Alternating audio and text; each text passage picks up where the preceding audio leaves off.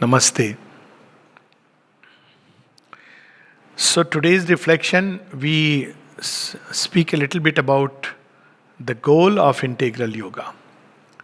Now, to some, it may appear very natural, spontaneous, because we have heard terms. We have heard terms like supramental transformation, big word. We may have read about it, discussed about it. But still, it may not be clear. And it's important to know we are going somewhere, we should know where we are going.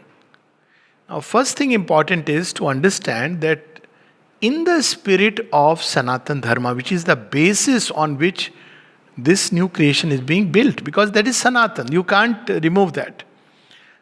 Now, along those lines, Sri Aurobindo allows us to understand the goal in different ways. There are different approaches through which you will see the same thing, see the same truth and speak the same about the same thing, but in different ways. Let's take some example. If you ask for a person who is an intellectual, what is the goal of Sri Aurobindo's yoga? He will say, ascent from the mind to the supramental levels. Oh, what is supermind? Supermind is gnosis, it is truth consciousness. What is truth consciousness? Where there is no possibility of any error. That's how Sri Aurobindo explained it. Right now, our mental gnosis or understanding is full of errors. We partly hit, partly miss, largely guess. Okay, and we call those guesses, reasoned guesses, as knowledge. This is our. But in supermind, it goes directly to the heart of things. Second, it is an all-comprehensive knowledge, unlike intuition, which tells us about a section of truth. Intuition will, like a flash, in that lightning, you see suddenly things which were not seen. Like when there is a sudden lightning, you see things. And you say, there is a tree there is a man there, and then the lightning is gone. But you have not seen the entire field. But what you have seen is true. But supermind is all comprehensive, so it shows you the totality, entirety of the field. Then, supermind also tells us all the three. Our knowledge is right now divided into the triple time field. So, one is about space, it shows the entire field instead of small sections, but also our knowledge right now is about a present moment, mental knowledge. When somebody comes and says, how is this person? This person is a useless person. What does Savitri write? Sri Aurobindo reveals, the gods pick and choose today's impossibles for the future's base. So, if you see one way, what is this person? Nothing. But if you ask the divine, he'll say, no, your nothing is my super thing. Something he has seen which we cannot see. Typical example is when Shri Krishna reveals a truth to Arjuna in a superconscious moment in the Gita. What does he say? He says, Arjuna, you are my vibhuti. He had never known this. Arjuna, in past ages we have been together. Oh, is it? Arjuna, in future, whatever you may do, I have given you the assurance that you are a Deva nature and no harm can come to you, no sin can incur to you, you will be with me. Now, it is one example of looking at the same person in a triple time vision. We don't see like that. Our knowledge is very limited in terms of time. Maximum we'll project few years down the line. We may see somebody meditating like this and we say he's a great yogi. Just mark out 10 years down the line he will be. But we don't know that, the forces are engineering his fall. Another person who is just enjoying life, moving around. Oh, this fellow is wasting his time. You don't know what's going to happen. Tulsi Das is in the making. Extreme attachment to his wife, and this very extreme attachment, the divine will use one day to turn him into Tulsidas. So our knowledge is very limited. Supramental knowledge is a total. So we have the all apprehending, all comprehending, all apprehending. All apprehending means the future which is going to happen. That's how Sri Aurobindo could say what is going to come. It was not based on any logic. At the same time, because supermind is the origin from where forces are released into creation. So, You know what is going to come because it is from there that all the forces have been released. Like if you ask somebody that, what is the plan for Pondicherry, he'll say, no, Pondicherry is going to develop. Why? Because it's going to be smart city. How do you know? I know because Prime Minister's office, I have seen the plan. In terms of time, yes, it may be delayed, but you know the original plan of creation. So all this, the person will tell you. Then he will say, how does knowledge come in the supramental level? He says, supramental level, the knowledge will be spontaneous, as the gods know spontaneously. We don't have spontaneous knowledge, except in rare moments. We have normally, the intuition that works for us is mostly vital. We call it intuition. I know it, I feel it, I like it, but it has nothing to do with real knowledge. But in supermind, there is a truth knowledge. And there are so many instances of the mother and Sri Aurobindo, perfect example, where you see this kind of a knowledge operating constantly, which we do not understand. It's mind-boggling. And even some of the devotees, they know about what's going to happen. Dyuman Bhai, I have seen this with Champak Lalji. It's a different operation of knowledge altogether. Even in sleep, he knows what is happening outside me. And what is the next, what he should do. He comes out of his sleep, trance state, but looks like sleep. And suddenly he reads my thought and acts on that basis because he's drinking carrot juice and suddenly he goes into trance with the juice in his hand and I have a thought, I wish I could get to drink it. And there's another man standing, he wants to take it. So when Champak Lalji opens his eyes, he quietly picks up the juice and is taking to the sink to drink it. Now my wish. Suddenly he says his leonine way, he was not speaking. So this man turns by that loud cry, what has happened? So he asks Champak Lalji. He says, no, you don't take. So he says, what? Give it to him. Now what is this example of? It plucked the thought from inside the brain. So many examples of the mother. Can we imagine what its implication will be in everyday life? To start with, we will not be deceived. Minimum. To start with, there will be perfect understanding because you will see the thought behind the act, the intention, everything together in one field. You will see simultaneously. So the whole operation of nature, of our living, will be changed completely because of this supramental knowledge. But this knowledge can only come when the mind is silent. Still, so there will be an intense mental stillness experienced through which this knowledge will pour in. So all this will be, if you ask a intellectual person, he will say it's the ascent from mind to supermind is the goal. And he will explain all these different layers of the supermind. Representative supermind takes out truth and represents as an idea, real idea, all these things. And you will not know, you will start getting chakkar. Okay. You ask a bhakta, or let's go bhakta in the end. So you ask a person who is a dynamic person, with a karma yogin, with will. He'll say, what is this goal of Sri Aurobindo's yoga? He will tell you in one sentence. It is to manifest the divine will. Because his path is mainly through the will. What is the divine will? You will know, just like the supramental knowledge. You will know when the mind is silent. You will know it when your preferences, desires are quietened. It is not something which is fixed like a rigid mental dogma. Divine will is this or that. That's how people interpret words of the great ones and turn them into dogmas. You'll say it's not a dogma. It will manifest itself when your heart and will and mind are quiet.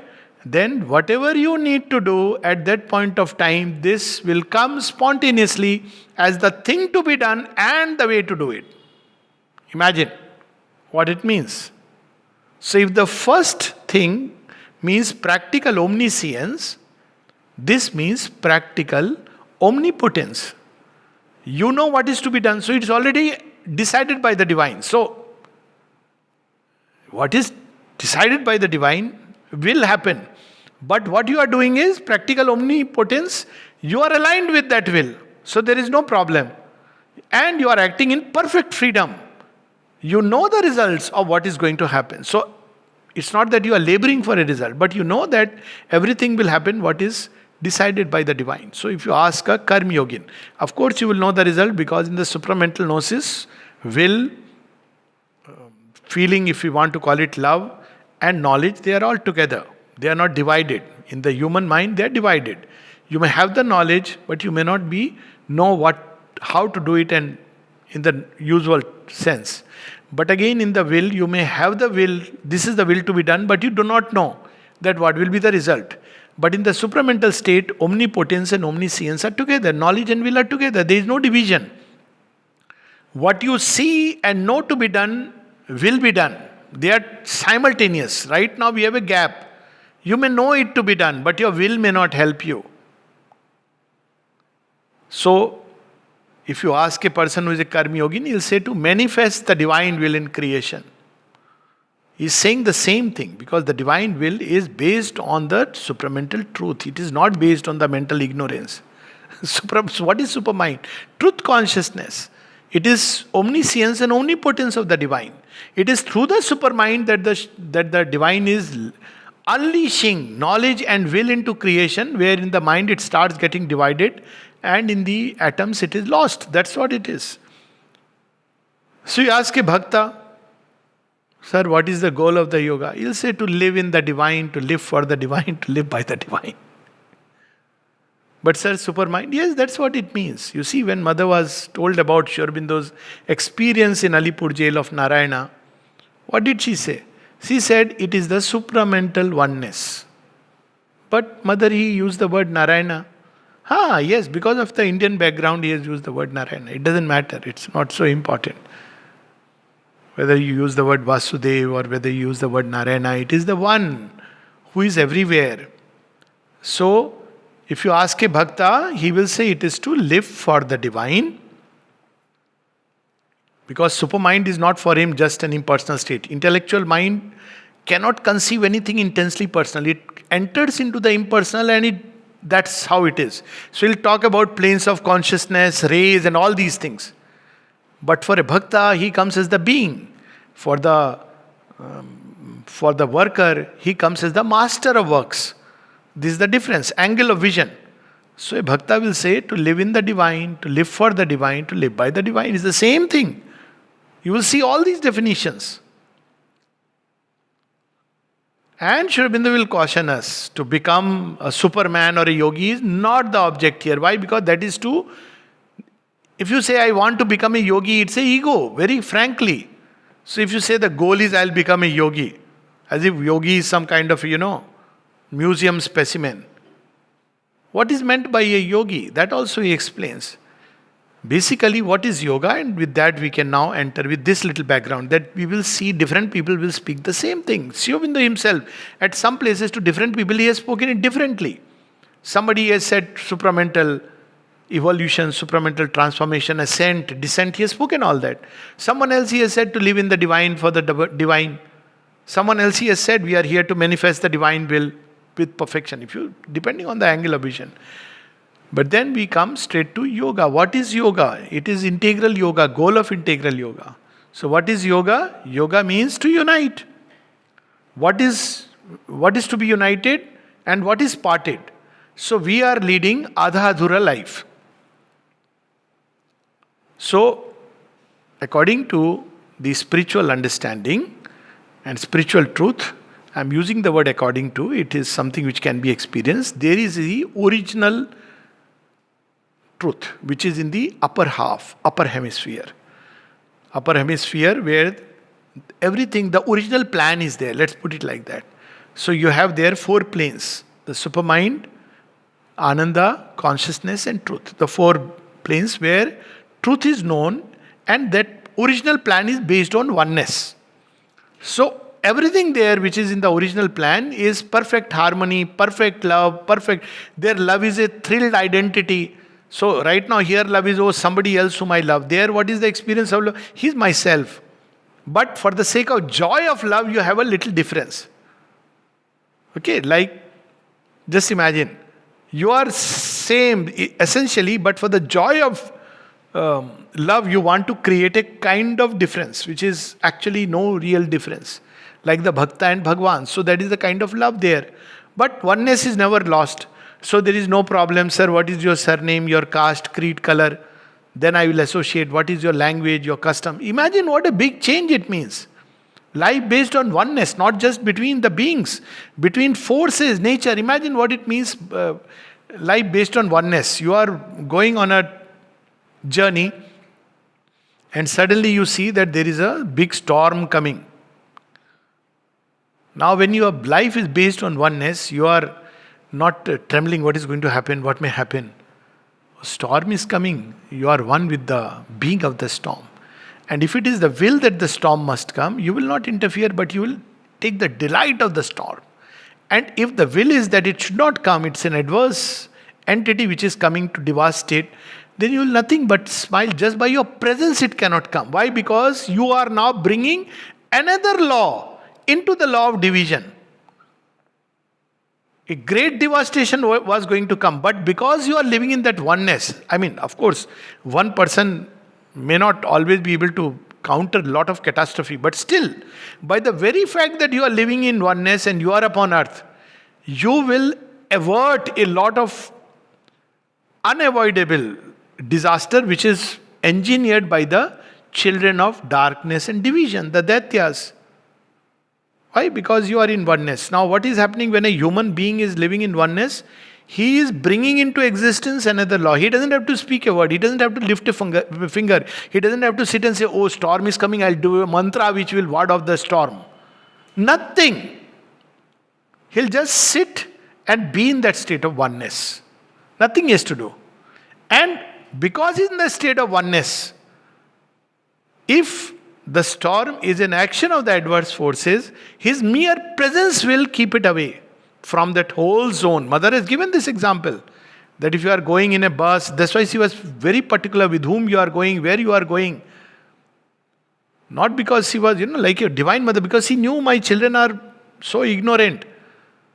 So if you are sitting, she said, if you are sitting in a traveling, in a bus or something, and there is one person with the right consciousness, it will avert a tragedy in many. These were examples of the new creation, how it will operate. You may not even know. Just because you are present, a lot of problems are taken care of, which means everything will change, all human activities. Which means that if that law of oneness begins to operate within our being, then when you are dealing with a patient, I am giving an example of doctor. So you don't have to, get a CT scan done, let's get the COVID test done and all this. What will be the law of oneness? It will automatically establish harmony. The mother says, the message she gave in Ayurveda section, in the supramental creation, immunity against illness will be spontaneous. Not only within the person, but also in another person. You just nothing. You don't have to diagnose. That's not how the higher knowledge operates. People often say knowledge of the scientist and the yogi. Oh, does a yogi know whether I am having corona or not? No, yogi doesn't need to know all that. That's your ignorant language. Yogi will see a disorder and bring in a vibration of disorder, and that's it. He will not even lift a finger to bring in. His presence, because in that environment, those energies are active. That energy will begin to act upon the individual, and unless things are inevitable that you have to go through for your own evolutionary purposes, because he will not bring another disorder. But by the very fact that he is living in that state of harmony and oneness, your presence itself will begin to affect another person's life. He need not always know, as somebody asked, does the mother know everything? So Sri Aurobindo said humorously, including what Lloyd George had for breakfast. She's not an encyclopedia like that. Similarly, the knowledge of the yogi is very different from the knowledge of the scientist. He will not say, oh yes, I know you are having corona because I have a third eye open. No, there is no corona for a yogi. He sees disorder or order, disharmony, harmony, that's it. Like a homeopath, and he introduces that. So based on oneness, life would be very different.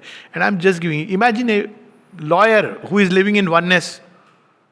Two people they are having a fight. We are very disturbed. We want to separate. So what will he do? His presence will bring in the forces of harmony everywhere.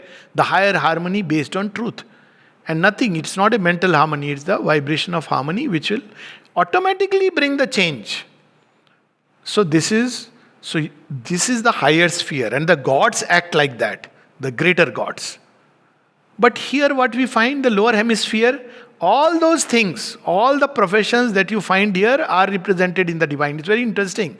Why? Because man is made in the image of divine. It's very interesting that the word which is used for the divine is also the word used for man. Purusha. And Sri Aurobindo speaks of this in one of his essays. Same word, Purusha. And if you see the description of the Purusha, limbs, chest, it's not a projection of anthropomorphism. It is the other way around. So, as the creation was, different forms were coming to manifest the divine. Finally, when human form is created, all the gods say, here it is.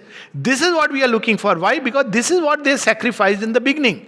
If you look at the story of creation which we discussed, Purusha comes and there is a great sacrifice. Who does? Gods. So what do? They start all the different elements, parts of the Purusha. Based on that, this whole creation comes. Now the same form is replicated within the human being. Now imagine the potential. It means just like each part of the Purusha represents an aspect of creation, each part of our body represents an aspect of creation. All the aushadhis, all the things that you find are here, if you understand it that way. And the fourfold order is here.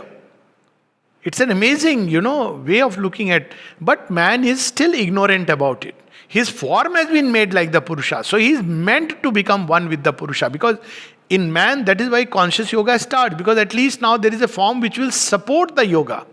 Why does man only can do yoga? It's very interesting. There is something in the human form. That's how they say, ki nartan. When you have the human body, you can engage in yoga. Why can't an animal engage in yoga? What poor fellow has done? The body will not support the yoga. It's the consciousness it's not yet able to build a form. So the importance of form. Why? Because in a Yagna Vedi, you have to arrange the bricks in a certain way. Then only you light the fire. Here the form is in such a way that the fire goes up, which won't be possible in a animal form. Look at the beauty of the form. So form has been built, the Yagna Vedi, but we have still not lit the fire and started the yagna. Original yagna has to be done here, but that is one aspect of it. So there is the beauty of the form, but the Purusha. Now, in that original plan, so in the lower hemisphere, we have reached up to this point, and all the qualities of the Purusha are expressed in some way or the other in man. Knowledge, love, joy, peace, everything, but in a very diminished and limited way. Power. This is what is there in all existence, no? We speak about the will of God. What about the human will? Completely diminished. So what happens? It has become desire. The divine knows himself. But what it has become here? Ego identity. The divine state is a state of bliss, ananda.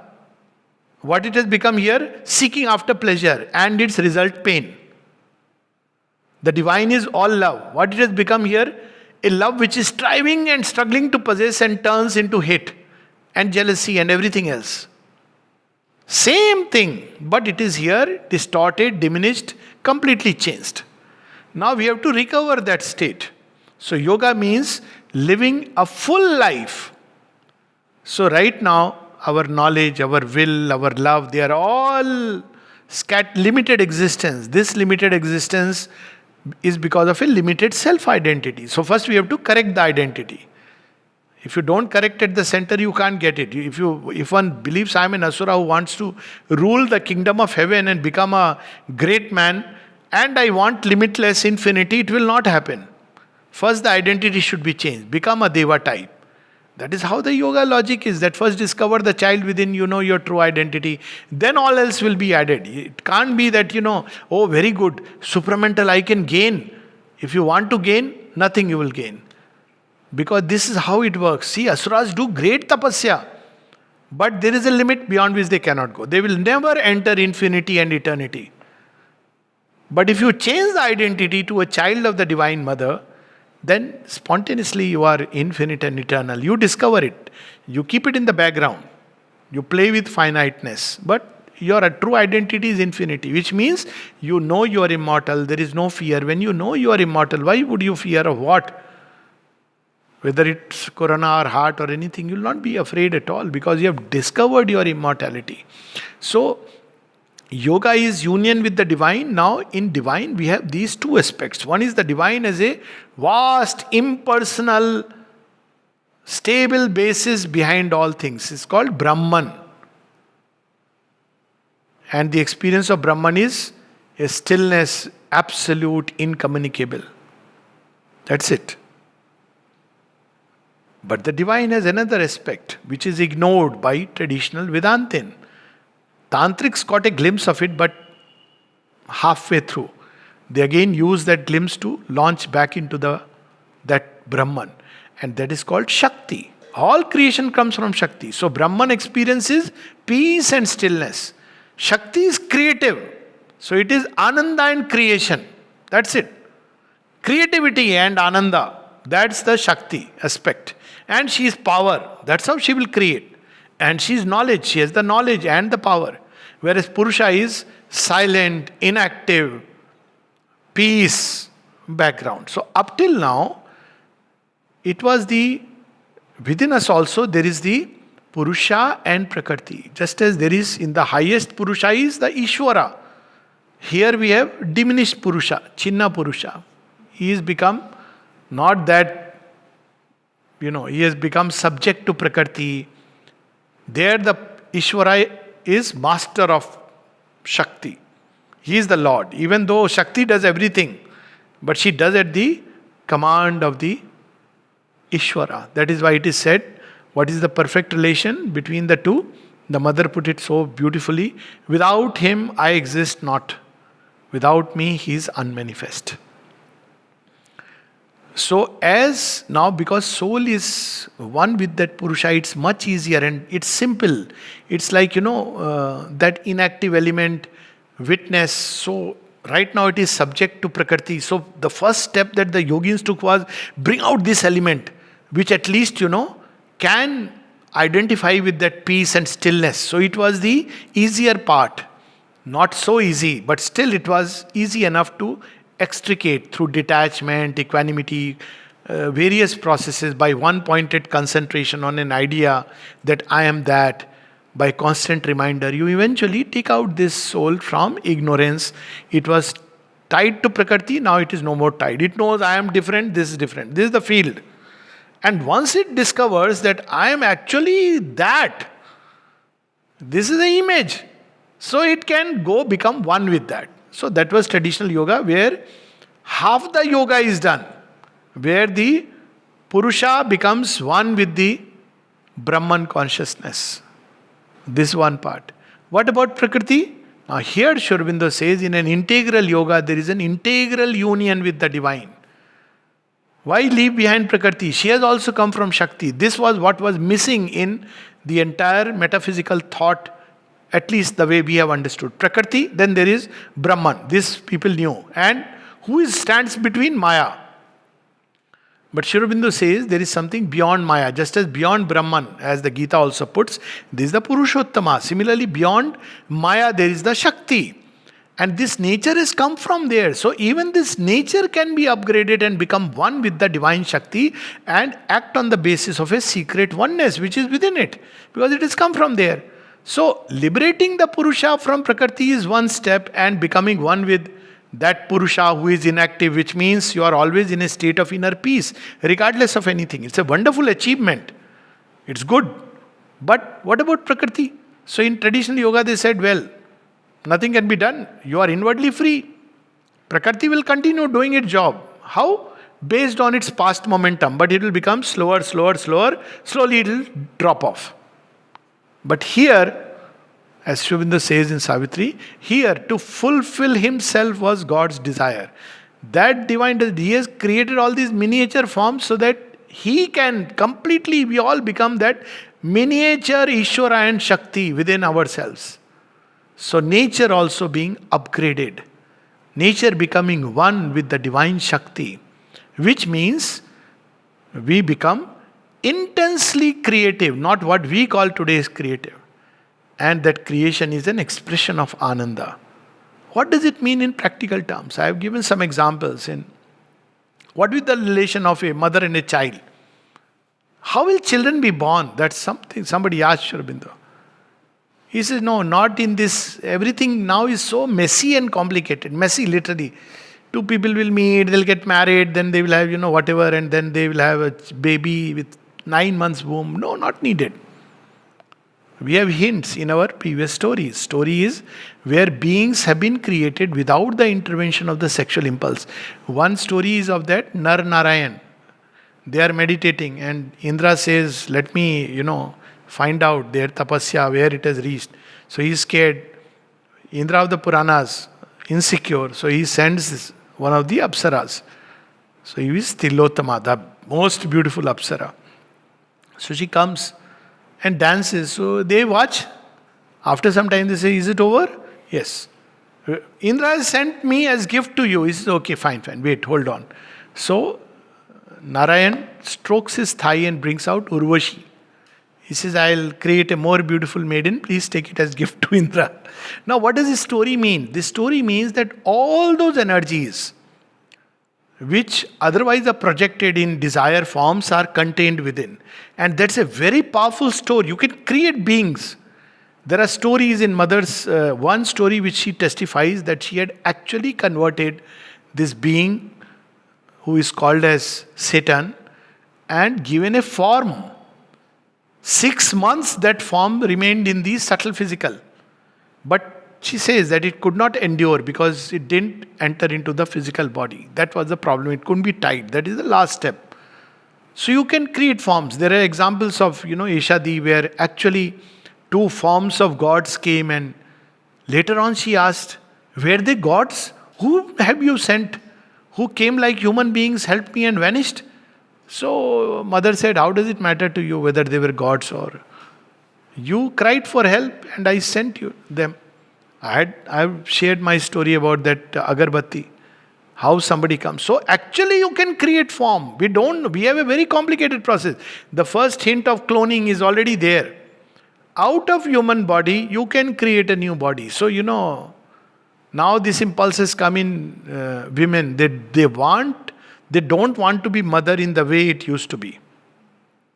So what happens to the maternal instinct?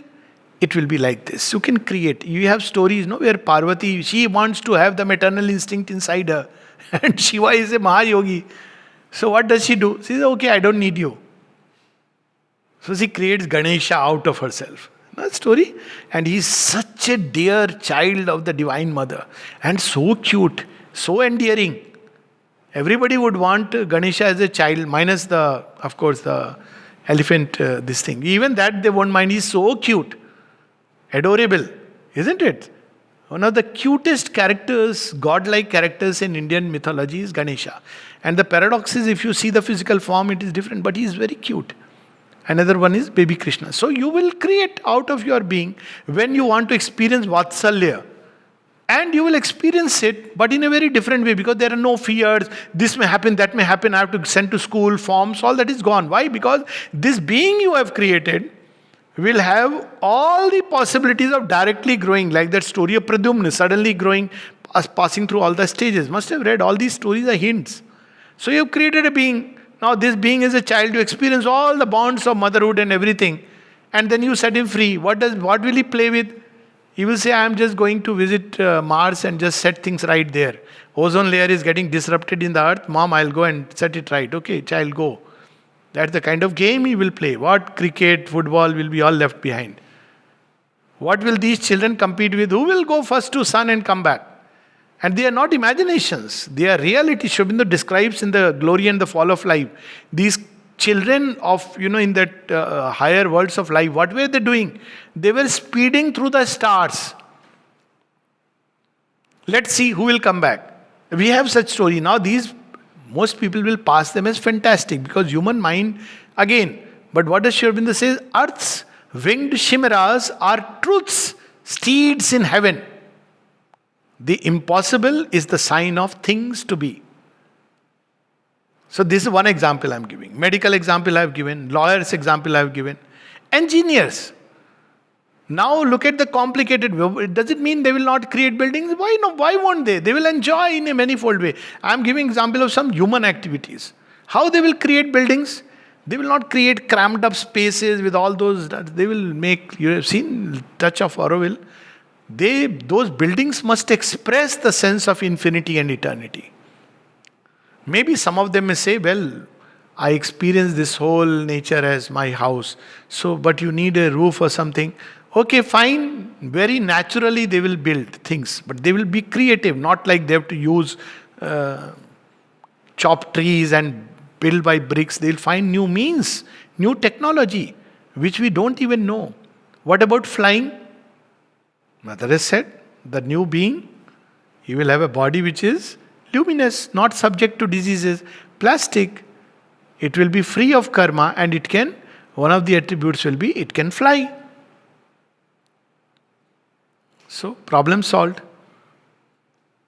Have you seen dreams of flying? Actually, dreams of flying are real. They are not unreal things. But we cannot express it right now because the earth matter is very crude and gross. And of course, they are not supramental flying. So, when you look at this, what way they will, when they have to write something, create something, they don't have to wait, draw inspiration. There are many things waiting in the transcendent to manifest. Mother says subtle physical is packed with things waiting to express. Let me give an example. Today we say, oh, so much technology human beings have created last so many years. Have you noticed that how there has been an outburst after 1960s? How this technology came into existence? Mankind has been a thinker since the days of Socrates. So you, in fact, very profound thinker. Science was also, developing. But why in the last 50 years? Things which were packed in the subtle physical, suddenly they are entering. Pop, pop, pop. You have possibilities. Now, if the human mind, touched by the greater mind, can create such things, imagine the possibility when we enter into greater knowledge. What about senses? Will we enjoy senses? We love food, hearing, taste. Of course, transmuted senses. So when we see people, will not see, oh, he doesn't look nice, he looks nice, good looking, bad looking, he'll go away. You will see them as play. How will the forms be created? The same light will just change itself and create new forms. The mother says, you will not need artificial things like dress. Why? According to the mood. By the play of lights. And there will be no shame or guilt. You don't have to hide things because all those impulses have gone away. There's nothing to hide, and shame and guilt has gone. So the human body will be a perfect form, and by the play of luminosity. So you don't have to go buy a thing from store. So, but there will be so much more variety. Just imagine the color combinations even on computer. How many? 64 something. And combine them in different ways and look at what. Can any cloth shop provide you with this many possibilities and ranges? You can devise your own covering if you want to. But it will not be covering in the sense that covering the light. It will be a play of light which will change. Even now when you have little touch. What about music? Original music is Krishna's flute. What we have here is Raga by Hari Prasad Chaurasia. This is the closest you can have. But what you need to do that time, because these senses will be tuned to the harmony of the spheres, the music of the spheres. So you are sitting and suddenly you have these snatches of the, oh, what is happening? You know what? I can suddenly hear the Mangal Grah sailing, so beautiful that music is. So other person will say, oh, I was with Venus. That sound is, okay, let me tune to Venus. What about taste? Sri Aurobindo gives an example. He says, whatever I taste is like fruits of paradise. So it's not that you will not eat, you will become dull. But whatever you taste, because with all the senses you want to receive the divine. But whatever you receive will be divine. Offensive order. Right now, everything is based on dualities. It's offensive and this is pleasant. But there, the moment in a supramental consciousness something enters, it will change its character. That it will have a transmuting effect. So the most offensive order entering into these supramental beings, aura, will change. And you will experience such fragrances. You see, even the yogin whose inner being changes. If you want to read the description of what this higher consciousness can provide, read book 1, Canto 3, Ashwapati's experiences are experiences of the beings of higher consciousness. He says celestial fragrances. By smell you can know. So all these, and there is not just five senses. Which one is left? Touch. Right now, how do we touch? We have to stretch our hands and touch, isn't it? Most people can't even know by touch. They have to hold crude senses. But when you have a developed sense, supramental sense, you will be sitting and you will be touching. And the person sitting 10,000 miles away will feel your caress. There's such instances, in the life of Mother and Sri Aurobindo. Literally a caress, because that person needs a caress. Now, these supramental beings dealing with earthly human beings, imagine what life it will become. How do we deal with dogs and cats and whatever? We have to hold them, try this. Imagine when these beings come, somebody needs a caress. You don't have to go there. A human being is calling. Imagine so many gods on earth. All that happens is that a hand of consciousness carries. Somebody comes and says that I have a lot of pain. You're not sitting with degrees. I have done MBBS, MD, psychiatry, yes. I'll give you one example of how it can act in my own field, psychiatry. Nalnida, he's not a psychiatrist, but somebody was recounting this experience that he was going through a lot of emotional turmoil at one point of time, 6 months. So he goes to Nalnida and says, I want to discuss something with you. He says, okay, come tomorrow. Write your problem and come. So he wrote 35 pages of letter. Everything, this, that, everything. He comes to Nalnida. Nalnida by then is in his own world. Yes, you told me. Oh, he gives the letter. Nalnida keeps it, gives a blessing packet, says, go. Now he has not even read the letter, This is. But Nalnida has said, go. He turns. Before he crosses the threshold, suddenly everything is gone. And he's trying to think, where was the problem? And problem is gone. Can you imagine these beings solving the problem of human beings in this way? They will be free of problems, fortunately. But they will deal with this world. No, after all, creativity is not just for my... Imagine what will happen. That Mother and Sri Aurobindo's life, several times people have experienced. They've said, you know what? The moment we have written to you, even before the reply has come, everything has been solved. They are the first prototype of supramental beings. They will not need to, tell me what is the problem, then let me apply psychoanalytic theories of Freud. No, maybe Jungian theory I will apply there, or try giving you a Vedantic method, be detached, do this, nothing. Supramental action, direct. All that the person may tell you is, stay quiet for a moment, just be here. That's all. No, I have to tell you so much.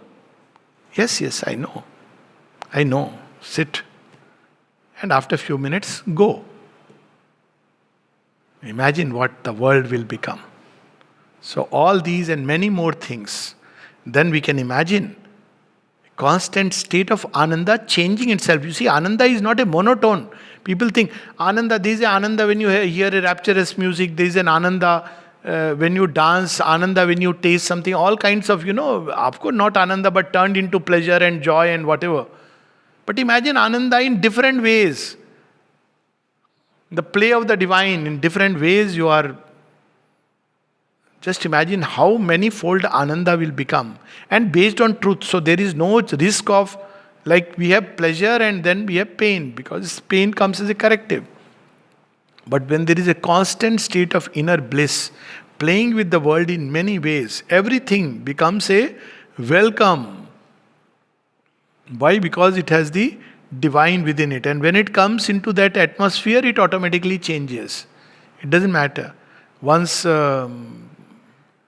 mother's life also, but I remember one experience of Champak Lalji when he was, suddenly, he became quiet and he was as if there was a woman who came and she was obviously a possessed woman completely, like a hostile possession.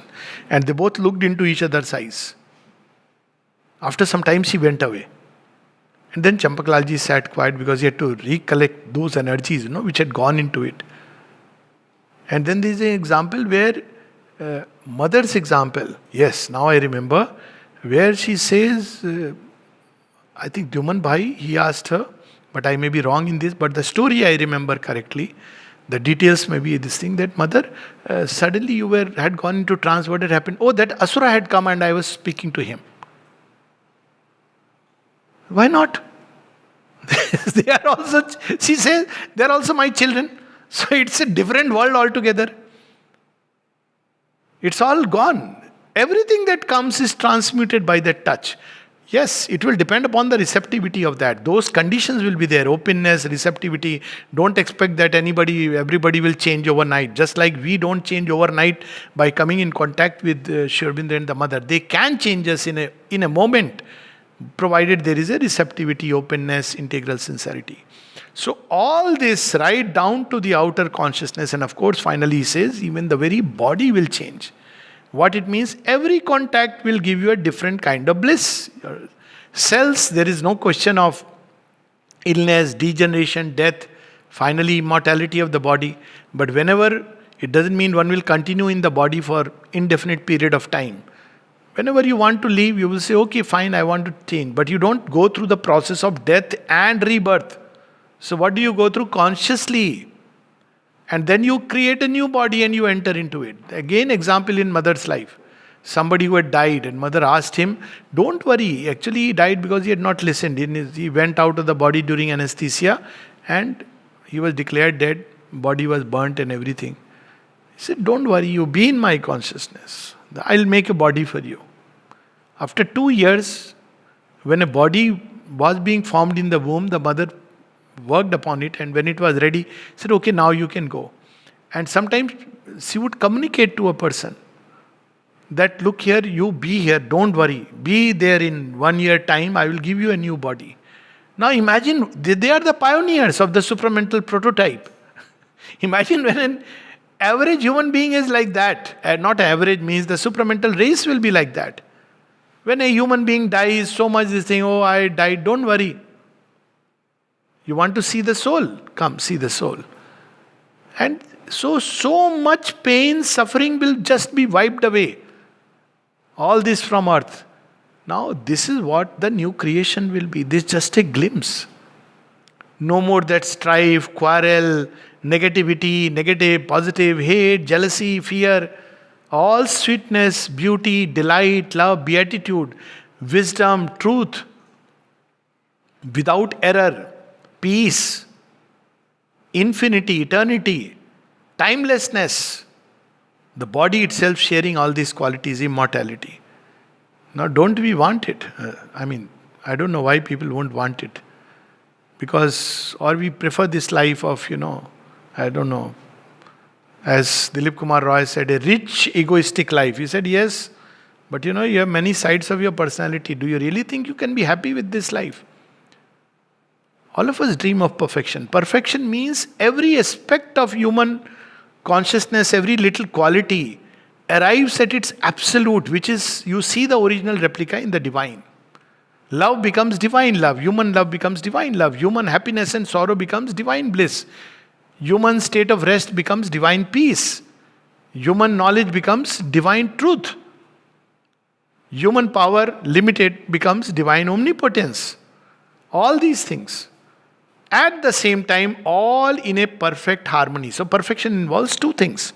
One is each quality arriving at its absolute. And second, they are all together married in harmony. Here you are caught up, oh, I should be kind, but what about justice? There they are all in natural state of perfect harmony. And naturally, this has the other side, the new creation, which is the collective side. Such beings will have a great impact on earthly life, on human beings. But there is only one problem. It means that humanity will cross beyond the frontiers of ignorance. Reign of death ends. So there will be a lot of resistance from humanity.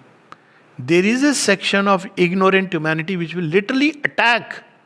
Mother has said, I saw that they will have this attitude of hostility. They will be used by the forces to attack these beings.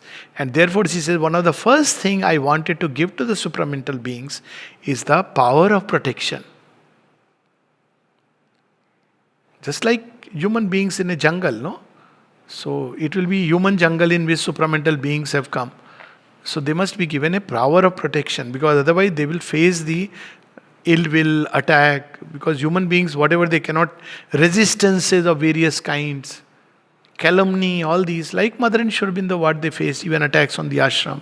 But they will always carry the mother's protection around. There will be a new kind of protection which will help them to go through the journey, because there is a journey between the human and the supramental.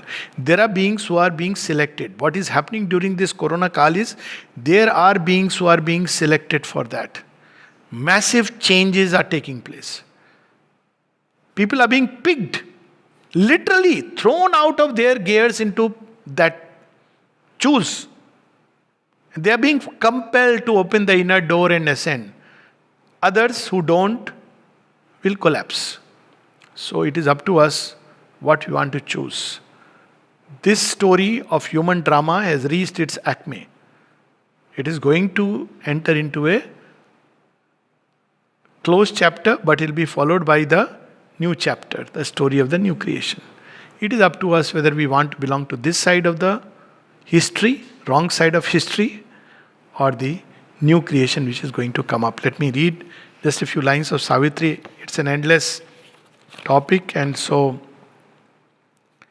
it is very fascinating.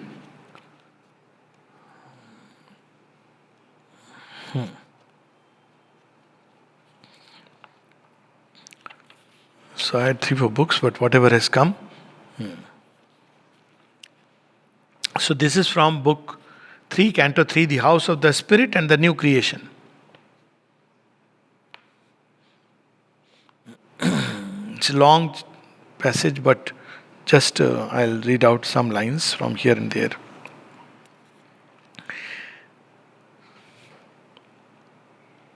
A vast truth consciousness took up these signs to pass them on to some divine child heart that looked on them with laughter and delight. One good thing which will happen is we will not grow into adults, we'll have the child's heart. Okay, so this is burdened with and joyed in these transcendent images. You see what happened with many people who came and lived near Sri Aurobindo, the mother. They became like children. Some kind of a transmutation. Those who were open, you look at all of them. Pavitrada, can you show me tiptoe dance? Yes, mother. Literally tiptoe dance. You've seen, it's very graceful, by the way, very fascinating. Not that, oh, now I'm a yogi. Look at Amrita, Nalnida. They all became Dada, like little children in front of the Divine Mother with her glory. Living and real as the truths they house, the Spirit's white neutrality became a playground of miracles, a rendezvous for the secret power of a mystic timelessness. It made of space a marvel house of God. Now we have all kinds of mixed creation. We have good creation, but we have all those horrible things also, those tattoos and, sorry to say, but all kinds of weird things. It's okay, nothing wrong without being judgmental, but there won't be weirdo things. There'll be everything which will be beautiful. Everything which will have the touch of beauty within it. So it made of space a marvel house of God. It poured through time its works of ageless might. Unveiled, seen as a luring, rapturous face, the wonder and beauty of its love and force. Then it goes on below, yes. It peopled in the temple of the ideal, shrined the one and living persons of the one supreme, the speech that voices the ineffable, the ray revealing unseen presences. When we look around, we will not see just human beings, objects. All the gods and all the beings you will see like Mother, the gods have come on the ledge. Imagine. All of them coming. The temples will all be, temple priest will be out of business. Gods, anyways, they've run away from the temples. So they'll be just roaming around. Oh, so sweet. I saw, Ganesha was here. He's such a darling. So it'll be like that. Because that's how Mother, again, that's the life you will lead. Suddenly you will see a God and say, oh, he's my brother. Not like, oh, I have to go pick up a nariyal, put it on the ground, and then, all this will go away. The virgin forms through which the formless shines, the word that ushers divine experience, and the ideas that crowd the infinite. There was no gulf between the thought and fact. Ever they replied like bird to calling bird. The will obeyed the thought, the act the will. There was a harmony woven twixt soul and soul. A marriage with eternity divinized time. Their life pursued, unwearied of her sport, joy in her heart and laughter on her lips. All work was play, and play the only work. That's how he has described it in the place. And much later, their matter is the spirit's firm density and artistry of glad outwardness of self. Form will be made beautiful by the spirit's light. Not right now based on genes and this, that, can't help it. Socrates is an ugly form, though he is so luminous inside. So it won't be like that. A treasure house of lasting images, where sense can build a world of pure delight. So you don't have to become senseless and indifferent. It will become a world of pure delight. It laws the hours as in a pleasant inn. The senses there were outlets of the soul. Even the youngest child thought of the mind. So there will be several gradations even in the supramental humanity. Initially, incarnated some touch of highest things. Their substance was a resonant harp of self, a net for the constant lightnings of the spirit, a magnet power of love's intensity, whose yearning throb and adoration's cry drew God's approaches close, sweet, wonderful. Its solidity was a mass of heavenly make. Its fixity and sweet permanence of charm made a bright pedestal for felicity. So no aging. Okay, you had forgotten about it. And finally, the last bit we'll read. The moment's thought inspired the passing act. So we don't have to read so many books to understand something. Truth will reveal itself every moment, whatever is needed. A word, a laughter sprang from silence breast, a rhythm of beauty in the calm of space.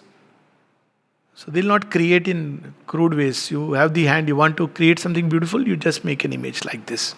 And you have the image like this. And then you just remove it. Look at the joy. Science is trying to capture or imitate something like that. Holograms and digital. You can be several places at the same time. Mother and Sri Aurobindo had those experiences. Just directly thought can transfer thought. All turn to all without reserves recoil. A single ecstasy without a break. Love was a close and thrilled identity in the throbbing heart of all that luminous life. Somebody decides to come to you and you know that who is coming and you are already in joy. You don't need to go very close. You are already experiencing that joy. A sympathy of nerve replying to nerve, hearing that listens to thought's inner sound. So someone says something and you don't say, oh, you said this. You say, no, I understand. What you wanted to say, I know. That's how they will relate with human beings. I know, and it's okay. It doesn't matter what you said. I know what you felt and meant. A lot of problems solved, no? Because of that. And follows the rhythmic meanings of the heart, a touch that needs not hands to feel, to clasp, where there the native means of consciousness. A diapason of soul interchange, harmonized, a oneness deep, immeasurable. In these new worlds projected he became a portion of the universal gaze, a station of the all-inhabiting light, a ripple on a single sea of peace. So there will be infinite variations, but in all of them there will be oneness. Like all of us will become like gods, if you want to put it like that. But greater than the gods in the sense, because gods don't have a direct access to Supreme. But gods with different bodies will have a direct contact with the Supreme, and it is His law of truth that will unfold into our lives. Humanity would surely want it, but There is a but. Sri Aurobindo said it is not willing to pay the price. That is the problem. All that the supermind can give, humanity would want it. But there is a price. Very simple price. If you are attached to the old consciousness, the old way, the new way is not for you. Even the best and the highest things of the old consciousness are nothing compared to what is going to come. But if you are attached to the old ways, old consciousness, if that appeals, that looks wonderful, there is not enough faith, not enough intuitive aspiration, not seeking, still stuck in the past, there will be a time, but after which they will be like, okay, stay with the past. This is the choice we have to make. Whether we want to belong to the new dawns of the past or to the noons of the future. So we have to, and the path is give that old consciousness to the divine. Then he will transmute. But if you think, I know it all, I want to keep the old and also get something new, it won't happen. Give that, become like a child. What is meant by giving? I know nothing. Then the new Veda, the unwritten chapters of the Veda, will be revealed spontaneously. But if you want to remain stuck to the old, thinking that I know it all, I don't need to give or offer, then stay with that. Be happy. Divine gives everybody happiness they want. But this is a period when the choices are being asked. How long this will last? Maybe another few years. But once the choice is made decisive, then it is men, countries, continents. The choice is imperative. Truth or the abyss. Namaste.